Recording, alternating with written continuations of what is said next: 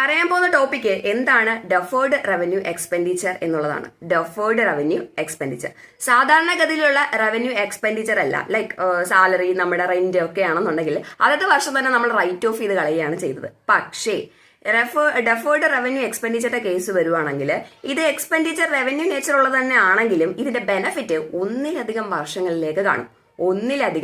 വർഷങ്ങളിലേക്ക് കാണും. So വർഷാവർഷവും പകുതിച്ച് amount വെച്ചിട്ടായിരിക്കും ഇത് നമ്മൾ റൈറ്റ് ഓഫ് ചെയ്ത് കളയുന്നത്. ഒരു എക്സാമ്പിളും കൂടെ പറയട്ടെ.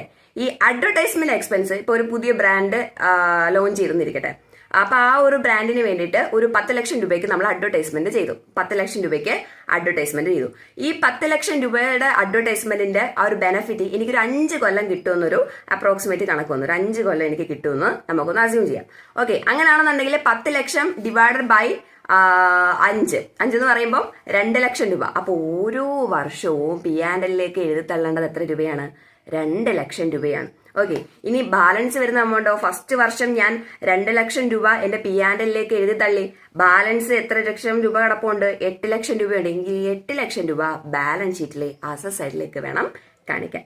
ഓക്കെ, ക്ലിയർ ആയല്ലോ? അപ്പൊ ഇതാണ് ഡെഫേർഡ് റവന്യൂ എക്സ്പെൻഡിച്ചർ എന്ന് പറയുന്നത്. ഇതിന് വേറൊരു എക്സാമ്പിൾ എന്ന് പറയുകയാണെങ്കിൽ നമുക്ക് നമ്മുടെ പ്രിലിമിനറി എക്സ്പെൻസുകൾ പറയാൻ വേണ്ടിയിട്ട് സാധിക്കും.